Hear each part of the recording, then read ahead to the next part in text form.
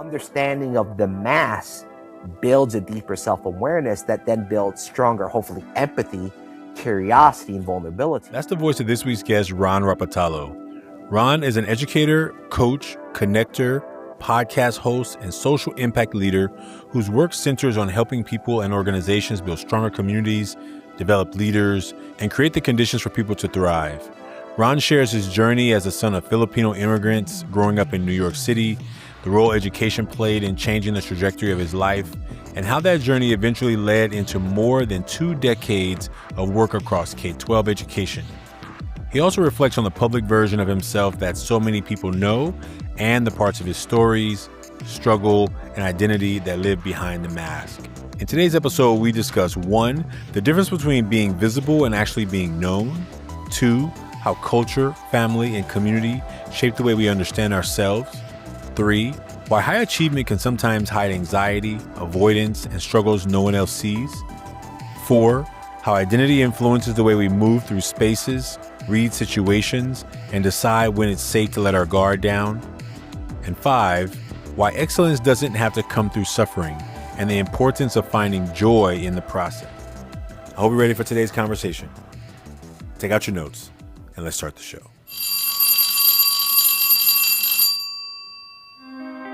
As a male educator at your school site, it can get lonely. Only 23% of K-12 educators in America are male. And just think about what this gender gap means for your male students. They experience disproportionate levels of discipline. This is a show for male educators who want to feel more understood by their community and want to create emotionally safe classrooms and schools for the next generation of male students. Welcome to unMASKing with Male Educators.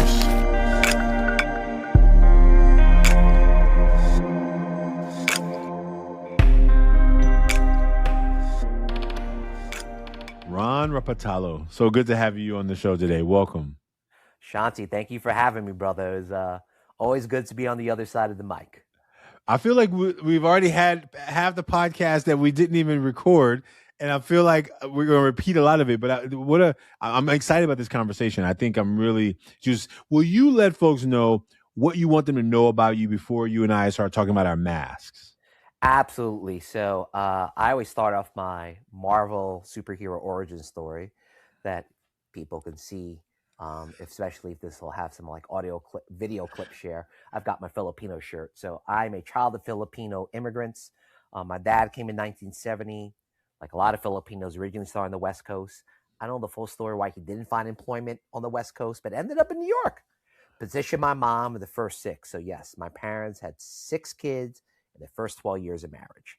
I was the oops baby that happened after my mom and the first 6 came in April of 72, months before martial law got instituted by Marcos. So I was born in June of 75, Kings County Hospital, East Flatbush, Brooklyn. Shout out Brooklyn, shout out Knicks. 53 years has been really difficult. Having a chip, we won. So very proud New Yorker. Product of New York City public schools, got tagged as gifted and talented early on in my K-12 education. And, you know, back then in what used to be the old New York City Board of Ed, there was a gifted and talented program in every elementary middle school in New York City. I don't quite exactly remember the history why it was eradicated at some point, but it was, which I think, not to say that system was perfect, but having access to that meant that I got accelerated learning and like rigorous learning, and that led into going to a Stuyvesant High School. That led into me getting to New York University. And so I always like to say, I'm going to sound like a talking point here, that education was truly an equalizer in my life, considering that my parents, when they first came to America, were on food stamps for a number of years. Because my dad that was working, right? And there was 9 mouths to feed, including my parents. You know what I'm saying? So like, well aware of like what it was like growing up without a lot. But what we had a lot of growing up was just like love and laughter. You know what I'm saying? Like, folks don't know Filipino. We are like, you know, when people sometimes like, y'all some of the happiest people on the planet. I'm like, it's like a mindset, right? And I think there's like certain Philippine values that want the audience to know about me, like things like kababayan, right? Like getting along well together, like as a community, right? It's not kababayan. That's what I call like someone that's like a community member. But things like pakikisama, getting along, utang na loob, debt of the heart. kapwa, like shared unity. There's these like, I think, integral Philippine cultural values that I think have helped me as I've grown up in New York City and around so many people understand that it is through community, it's through us raising each other up that allows me to be who I am.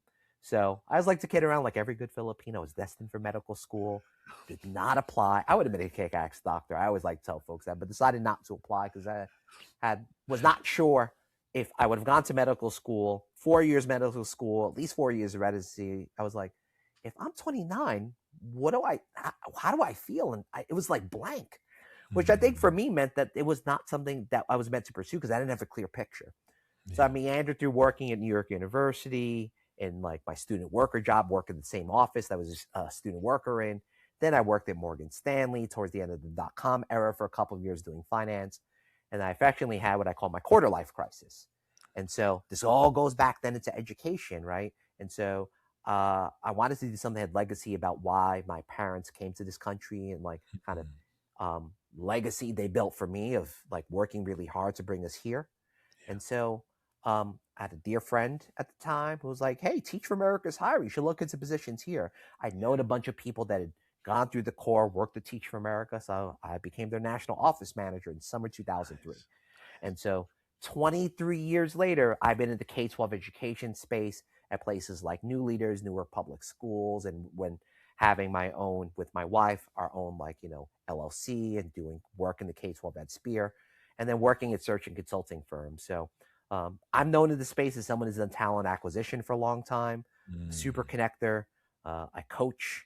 And I have my own podcast, just like Ashanti. You have a podcast. I have a podcast called Ronderings. And so, do that. In my current job, I sell search and consulting services for a company called Stronger Consulting. And I'm our lead salesperson. So I talk to people to try to get them really excited about the work that we do to place leaders in social impact organizations, as well as support those leaders through making sure they have the things that they need to thrive in their organizations, like good compensation, plans in an organization, or like a strategic plan, or like fundraising strategy, or a host of other things. And so I come into this call like feeling very blessed that like thinking about the very fast synopsis of my life, I'm like, I've come a long way since 1975, and yet I feel I have a long way to go still for these next 40, 50 years. And so I tell the audience, told people, I put this on social, but my wife and I are expecting our third kid in mid-September. I have two beautiful girls, a 12-year-old and a 6-year-old. And then we have our crown prince coming in mid-September. I have a beautiful, African-American wife. And so we have a beautiful Black Filipino family. So I look at folks that have come out the Bay, like, her and Sweetie, I'm like, boy, my daughter, I'm like, I'm going to have to go buy like a militia or something. I'm like, this is going to be a problem. I'm like, oh gosh.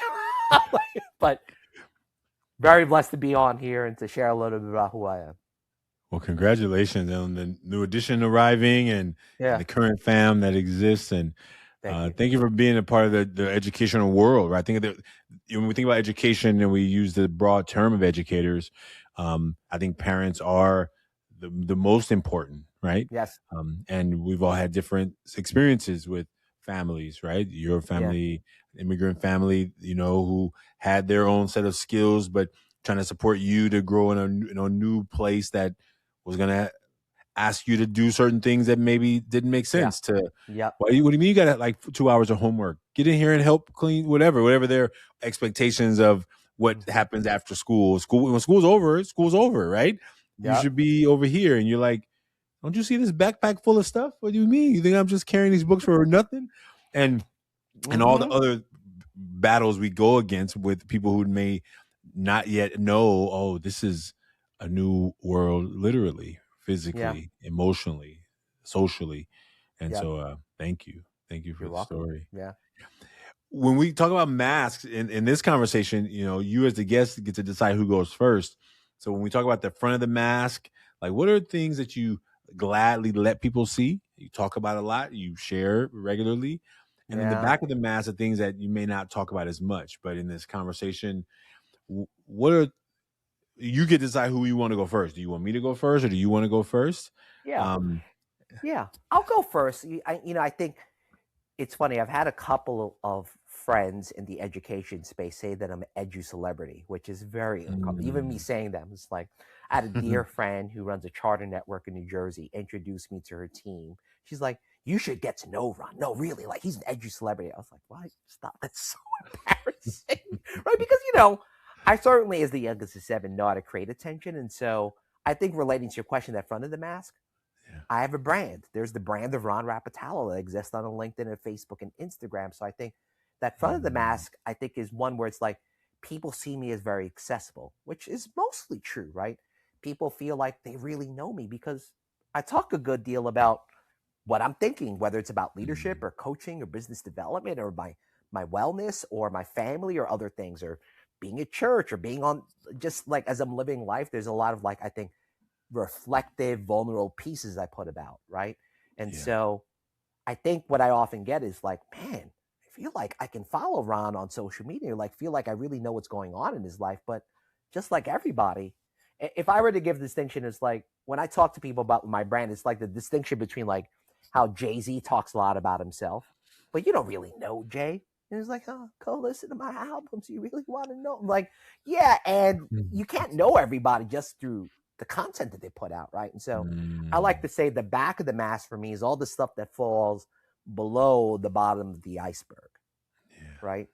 Which is I don't talk about until I've processed it and thought about it. Like when I'm being vulnerable, I don't just post on the spot when I'm feeling vulnerable or sad or something like that. I tend to process those things a lot more before I can then contextualize it and put something out. And so there's a part of me around like the back of the mask. If something's immediately happening, like the day to day, the hour to hour, the minute to minute, that's back of the mask stuff.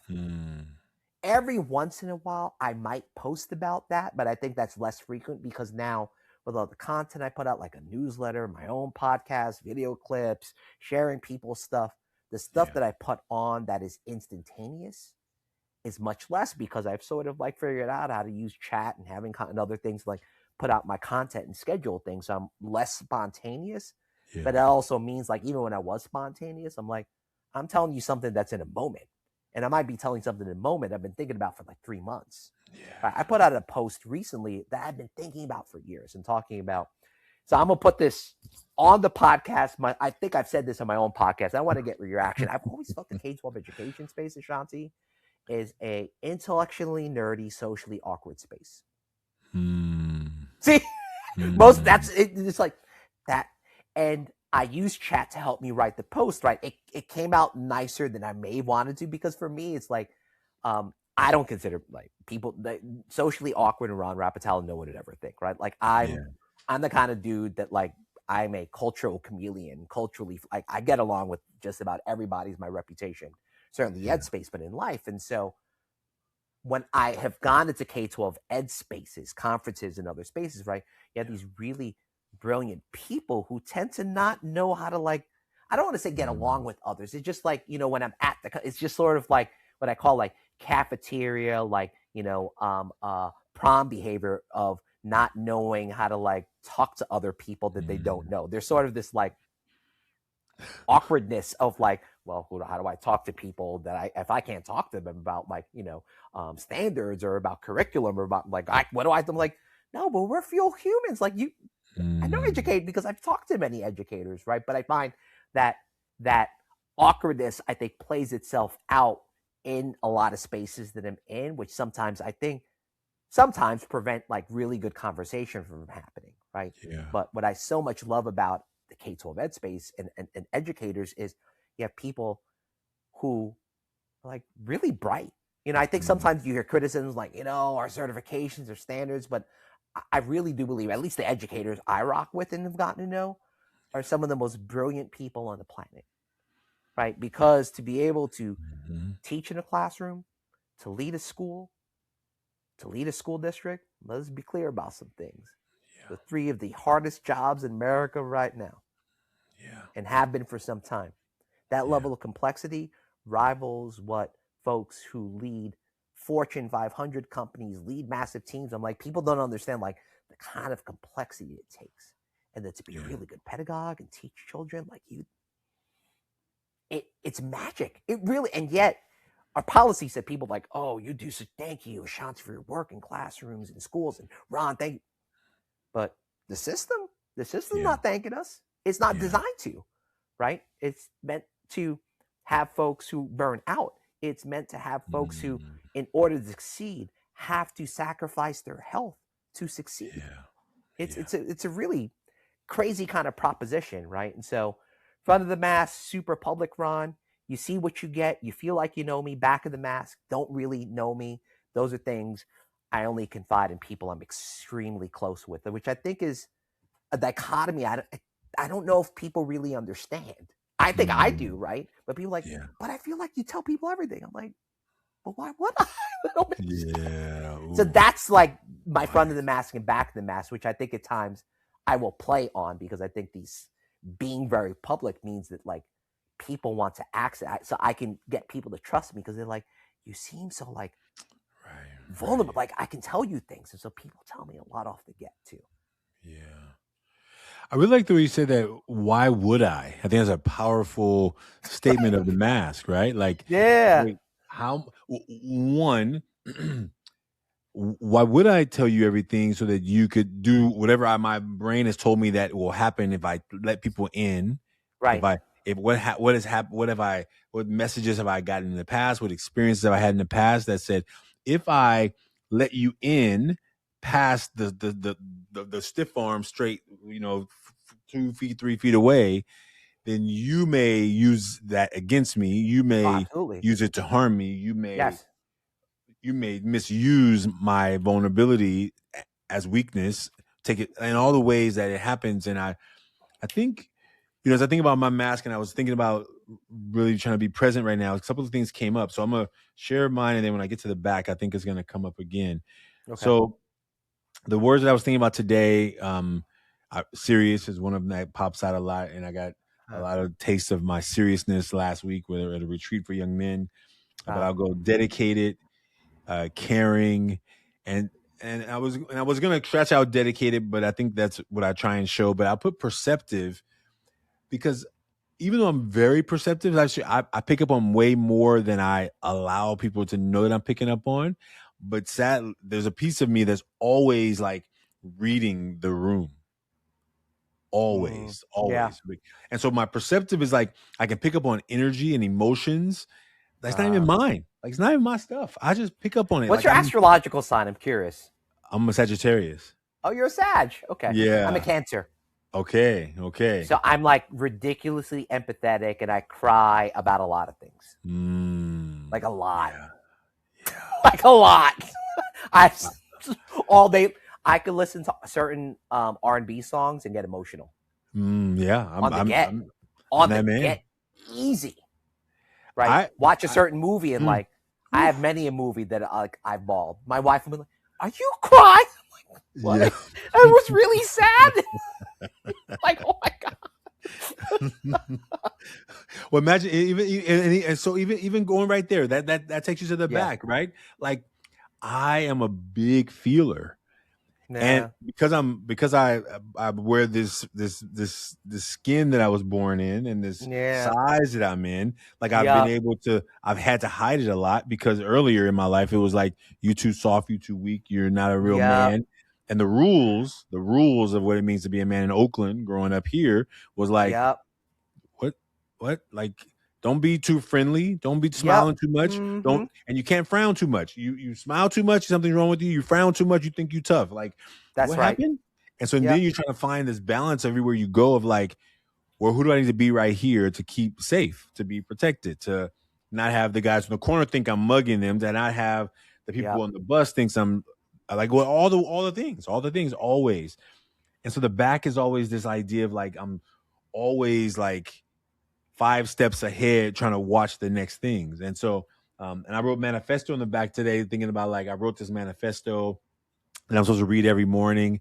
And the commitment I made to myself, not to anybody else, to myself was like, I'm not going to wake up in the morning and jump into this digital dopamine hit that I do. And Mm. and I think it was, I don't know if it was 2 days ago, yesterday. I swore I picked it up to look at what meetings I had in the morning. Yeah. I was like, oh, I have a meeting with this and this. I was like, oh, let me go check and see if they sent me an email. Went to my email, and it was like, oh, don't forget you have to do this thing. And I went to Instagram, and literally an hour passed, and I hadn't even put the thing on the calendar. And I went to the email to go put it on the calendar, and I was like, what in the world just happened? And I realized that, like my addictions had been in most of my life food, and now I've been a vegan Mm, for the last 7 months. okay. I don't run to food for the comfort. This device has been this Yeah. stopgap in between me and Oreos and all the things I love to eat to comfort. And Yeah. now I'm in the device, and that's Yeah. it's harder to. It's like I can see it now. Like food, I don't have. Food you have to eat. It was easier to hide behind the food because you have to eat. Yep. Me holding this device and having my neck hurting is, I don't have to, but I'm sucked into it. And so it's like, oh, I just went from one addiction to another, and finding ways of like, okay, what am I Mm. running from? What am I avoiding? What feelings am I trying to deal with? And The back of the mask stuff. that's the Yeah. back of the mask. So for many of us that have like public personas like you and I, that back of the mask stuff is deep, right? I'm a master avoider. That's something in the back of the mask. Like I Yeah. talk about in therapy. It's still something I'm dealing with, right? That I think, as I'll get vulnerable here for a second to give people a taste of the even deeper back of the mask stuff, right? Is that um, my ADHD and avoidance and anxiety are all kind of, I think, really related, right? Because, if I think about things I had as behaviors again, I love test taking. I did not like writing essays and doing papers. Those things, the essays and papers are always done the night before. So it's like using the anxiety of the deadline and wanting to perform and get things in on time and not disappoint anyone is what drove me to do those things, right? But as I've gotten older, I'm like, I hate having to like meet timelines all the time. Just like, oh God. And then the whole being responsive on email, sometimes that dopamine effect is there. And sometimes I'm just like, I don't feel like answering half of this stuff right now. You know what I'm saying? So I go back and forth of like the speed at which my brain runs, but also the anxiety of having to perform and having been a high performer in many things that I've done. But yet there are things even in the back of the mask that sometimes things that I do that no one sees how I'm at home, I could always be better at how I am at home, right? Because no one sees except my wife, right? Kids. There are things I could do to be better about how I actually function at home, but because I've been such a high performer publicly, people don't see. But like talking like that, like that's highly common in like high performers. Yeah. That we've got something that we usually hide is the exact opposite of our high performance. Man. And I imagine as an educator, you have these roles, right? The father, the podcaster, you're putting out information. You're trying to get people to hopefully have a shift in their life. As a mentor, I'm trying to do that with young people. Yes. And I realize that I have to be careful how deeply tied I get to their success and their shift. Yes. Right. As a parent, you probably have more of that. But I mean, as a mentor, I send them home at the end of the day, right? Yeah. When they live in your house, is a different thing, probably, right? So you imagine. Oh, for sure. Yeah. I mean, it's just like, my oldest daughter had a swim meet in mid-July at Princeton University. So it was like the first really big swim meet that she went to, right? She's had some like more local meets hit in and around northern New Jersey, which is like, the level of competition is okay, right? But just like in K-12 ed, you see that when you get better access, better resources, better pedagogy, it's pretty amazing what happens when the environment is right and how much kids and adults can show up and meet the moment. That's right. Right. I see this like I'm an avid powerlifter. I should have said that in my intro. One of the things I spend a lot of time on, aside from being on social media and like, my coaching, my business development, and my podcasting is I spend 8 to 10 hours at the gym a week. It is my morning routine. It's like therapy, right? But it also keeps me fit. But it's also like community driven because, these are people I work out with that I see regularly. And it's just like you catch up on things. We're giving each other tips. They ask me for tips all the time because I'm consumed by it. Yeah. When I mean consumed, if you were like, Ron, tell me about your powerlifting journey, this could be 7 hours. I have so much my brain goes through. I'm like, I look at it just it's but it's so much fun because what I realize is that when we enjoy something and you want to Mm, get better, you want to get excellent, I enjoy that journey. That's what I've realized about me. yeah. That's like I try to have be really front of the mask rather than like the front of the mask is the result in the conflict. Like, no, the front of the mask for me is like I go through this journey and I'm learning. One of the Yeah. things I like to talk about when I'm working out, I was like, look, when people, because I'm competitive, I'm in New York, I can't help it, right? So what I tell Mhm. folks is, I won't outwork you, I will outlearn you. Mm, Because someone might be better at something than me today. They can yeah. run faster, lift more weight, but I'm like, I'm a dog in the gym, Mm, dog. You just don't know it's a change of my temper. I'm like, yeah. people see the spot that I work out, put this on it. People are like, Ron is, because I'm intense when I work out. Like I'm joyful at the same time too. Hmm. I got to shout Hmm. out. I got to finally buy this book. But Brad Stolberg, who I follow on Instagram, wrote this book called The Way of Excellence, and he Okay. posts a lot about following these incredibly elite athletes, whether it's Right. Steph Curry's or your Messi's or these other World Cup soccer play, Mbappe, et cetera, right? It's like you can be excellent and not look like you're suffering the whole time. You can Mm, enjoy it. And I yeah. think it goes for me is like, think about us working cancer. Like the people that I tend to get along with at Case Wolf Ed are incredible what they do, but Yeah. they're joyful too at the same time. It's not like a yet, and I also understand, let's be clear, depending on one's identity, how that shows up, people perceive that differently. You Yeah. were talking about earlier being a bigger African American man, Yeah. that juxtaposition of being caring and vulnerable is something that you probably think about a lot more than I ever would, considering I'm 5'8" on a good day, really 5'7.5", right? And the way that I look, people, oh, he's a safe Asian guy. Oh, he can always like I realize the perception of my identity Yeah. is one that people generally think is safe, Mm-hmm. right? Mm-hmm. And Yeah. so I think one of the Yeah. things I've just learned in like my interactions with people, my coaching, et cetera, is to really understand how people show up. Surprise, surprise, Yeah. depends on the intersection of the multiplicities of their identity Yeah. and Yeah. how they've decided to like have that show up while also Wow. dealing with the very harsh realities of how these things are perceived. That's right. That's right. Right? Because if we don't have Mm, that, when we talk about, mm, doing our equity work and our anti-racism work, right? You right. can't dissociate those things from how then people are showing up and leading. You can't. It's impossible. And And so for if me, you having have, yeah. access and understanding the people willing to share those stories for me is like a real gift. I think that's also one of the gifts that I've learned is like people share those stories readily with me because I think what I've learned over 51 years is like this understanding of the mass builds a deeper self-awareness that then builds Mm-hmm. stronger, hopefully, empathy, curiosity, and vulnerability to understand what mass someone else has. Because we all got mass. That's right. It is very rare. Like, and at some level, if I think about our society, like to come into a situation where you don't think you have a mask is a real privilege in a lot of ways. But also in some ways might actually have you feel to counter that like everything is okay. Yeah. But it is not okay, right? But yet Yeah. many of us don't want to be wearing these masks and it would be nice to feel carefree, but even being carefree has a price to what you see. Mm, You know what I'm saying? Like, it's not mm-hmm. Mm-hmm. be nice to say, you know what? F it. We gonna go move to Costa Rica and just kind of be away from all this BS. But there's a cost to it. It's just like, but wait a second. I grew up and like certainly I want to be in this fight. I don't want Yeah. to give up. But Yeah. some people are like, why do I have to be the one that always fight? To Yeah. save y'all? You ain't gonna save. I ain't fighting no more. Mm-hmm. Mm-hmm. So what mask do you And I put wonder, on in order to like do that, right? I don't know. That's not a clear answer to me.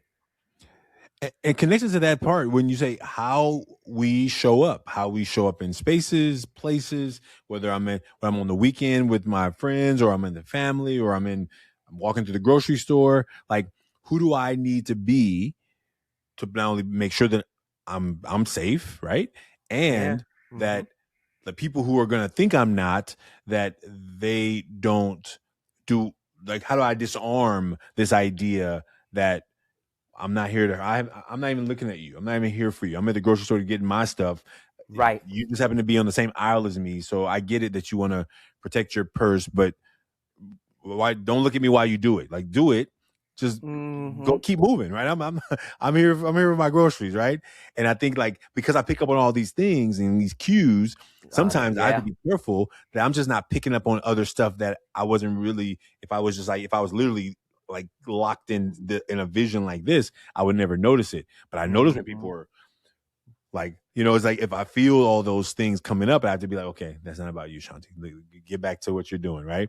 You just noticed it because you notice everything, but you didn't need to notice that. That was a subtle cue, that person protecting themselves, but that's not about you, right? And that part. Oh, absolutely. Right? And that part, right? Yeah.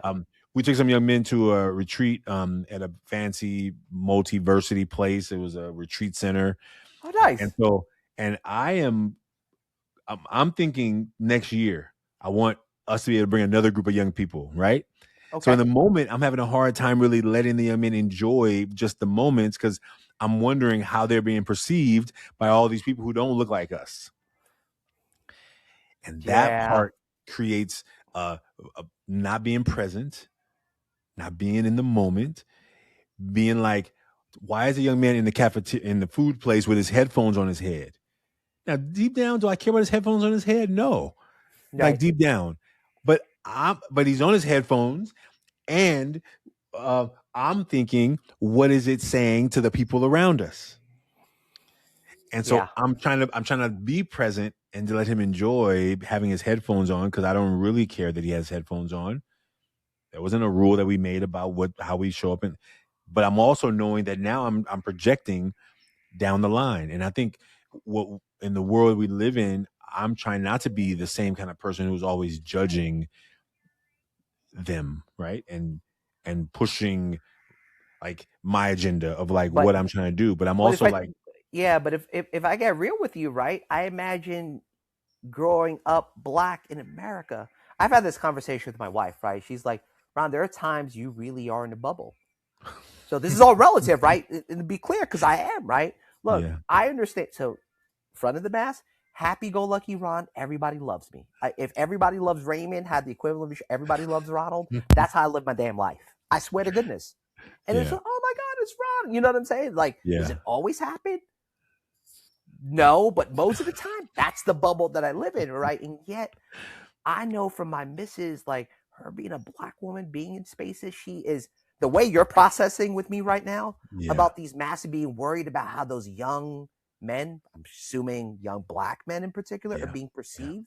I can't help but think about the survival mechanism I've had Black women and Black men tell me about. That very same thing. In the spaces that we go in the K-12 ed space even. That's right. Right? About how are we going to be perceived? Or are we going to be seen like, oh, if I enter the school, people going to think I'm the dean. No, how about I'm the damn principal? You know what I'm saying? Like, it's like, oh, Black and brown men are destined to be deans of culture. It's like, well, why is that? What does that really mean? Right? Yeah. Right? It's all this stuff, right? And so I think it's like, I think to build that sense of awareness, but also like, where's that balance between being carefree and vigilant? It's a hard one to know when you're being right about and when not to be, because there are times I'm like, I could be more vigilant, and there are times like I get extra vigilant, right? And I don't know, it's just all kind of depends on the environments that I'm in with my kids and my wife. You know what I'm saying? We're around certain spaces, right? There are times like, if I go to NYU, I'm super carefree. It's like, everybody loves Ron. I've been here for so long. Other spaces depends. I'm just like, all right, we enter this gas station. Where is this? I'm looking around. I'm like, okay, because you and I are observing brothers. You know what I'm saying? I'm checking. It's like, what's that dude there in the gas station doing? Why's he? Where was he? Okay, okay. And you don't want to judge, but like every once in a while, it's just like you don't want someone to flip off. So it's like, for me, it's like giving someone. How do you give someone space, respect their humanity, but not try to be like ended up being too reactive if somehow that one time something like flips off. You know what it's just it's a really fine call, right? That's right. and the world we live in now, because we see on video things happening. Like, how did I not see this? How did you not see that? How did you How not does see? someone get punched from behind? How you know Yeah, what I'm saying? Just like, how did you not notice that somebody was, in that part of like, and how do we know that we're in a different world today? When I watched Commando, I remember watching the movie Commando with Arnold Schwarzenegger, right? oh, The statistics of that movie was like the most people ever killed in a movie ever, and it's going to destroy the lives of kids, right? And that was an amazing movie to me, right? yeah, And then I realized what our kids are watching today on these devices is not a movie. nope. It's real live people being mowed down in the streets by each other, by police, by community, by family, by whatever. And you're like, now what is that going to do? Does it become a desensitized? Okay, they become desensitized to it. Do they become like, Mm-hmm. oh, I didn't even notice that that those people just got mowed down. That's just it's just my phone. And so therefore, when do we take it serious? When can we help them take it serious when they see it so much that we sometimes don't even think it's real? Yeah. And it's hard, right? Because I think, the desensitization might not be at the thing that they witness, but it becomes the thing I often see that's desensitized. It's like, I hope I never get desensitized to seeing unhoused people in the street. Because for me, when I look at it, it's just like, and I'm sure, look, in Oakland and Jersey City, like, it's distant. Like, when I make the rounds traveling, like, I was in New Orleans recently, like, it's right there on the streets. That's It's right. like, yeah, it's all bells and whistles. It's a big conference here. And it's like, oh, homeless people around the casinos, down in Bourbon Street. And it's just like, you can't help but see it. And it's just, then when you understand, you put the research and the data on top of it, right? You think about then how much public services have been cut, generally speaking, in most places in America. Yeah. So the safety net for folks. Oh, how in fact that most people that are unhoused, right, and living on the streets tend to have mental health issues and their drug issues, both. Then you tie like literacy on top of it. Right? This then either gets into the prison industrial complex and the fact that hospitals and mental health institutions can't really support these people, right? It sort of then all swirls, right? Then you then add like managed care and like health insurance. You start to add all the different. Oh, wait a second, right? Money. Yeah, right. Yeah. Right. I'm not sure how our time has like sucked into like right now. Like it went so fast. It went I so. know. I'm like, how's this 35 minutes? It's because How, I think if folks were just like in our personal lives, like Ashanti and Ron can talk. I'm like, oh, I know. So I've been on the phone at some like 6 hours straight. I am my mom's son. My mom used to be on the phone back in the day with the freaking man. with the court like the rotary phones. My mom, legendary talker. I am my mom's Cord son. wrapped around every corner of Oh my God. the like, Talking about all the things. I don't know. My mom was talking about half the time, gossiping with her friends, catching up on things. My mom can oh man. talk. You and I can talk. Let's be clear. I agree. I agree. I agree. Which is why we're podcast hosts, right? I get it. I mean, shit. And we had a conversation before the conversation, which was like I know. already rich. And I'm like, oh man, I am. First of all, thank you for this conversation. And I don't think this can be the end of this of our conversations. Oh, But no doubt. Yeah, we'll definitely it's have to like connect after this.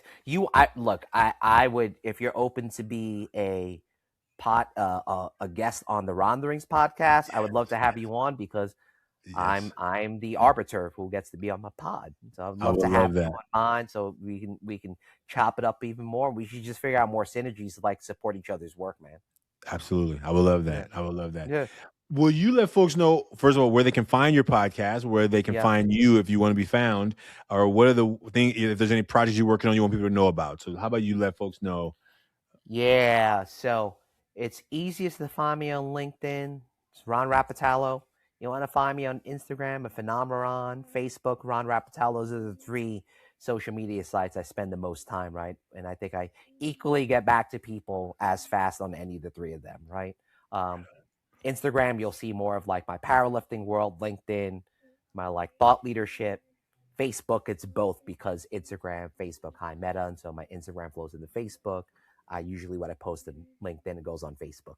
So you'll get a little bit different sides of me, right? But Facebook has everything, I would say, if you're interested. Ronderings, the podcast, ronderings.podcastmatter.com, where you can find all 100 plus episodes. I interview people, Ashanti, interview very multi-hyphenated people that are like living in the intersection of their personal, professional, and spiritual. So those are people I interview, and often social impact leaders, but doesn't have to be, right? It's just people who do good shit, right? So that's something like I'm really excited about. And like, look, I'm a super connector. So I will tell folks, like, if you reach out to me, you're interested in having a combo, why don't you just get to know each other? You're looking for your next career move. You need leadership coaching, or just find me interesting and just want to get to know me. And I get to know, I don't say no to combos like that, ever. It's a little bit of a tick. I probably talk to like 700-800 people a year. It's like, I love it. I love to talk to people. So please reach out. Don't be shy. I won't say no. But don't sell me shit on the get. If you're trying to sell me website, I'm like, I ain't gonna talk to you. No, don't do that. Okay, I'll hear it coming. Are you open to another opportunity? Are you open? Oh, I know that, like you did. Right. I know that every day. Ron, man, thank you for this conversation. Thank you. First of all, congrats on your 100th episode. I'm past 100. Congratulations on that. Thank you. It's this moment, and I'm looking forward to the next conversation. I think absolutely, Ashanti. It was good being on and like talking about our masks and just riffing. I love it. Folks, Ron and I, we shared our masks publicly, but you can share yours anonymously at millionmask.org. Again, Ron, great to be with you, and we'll see you soon.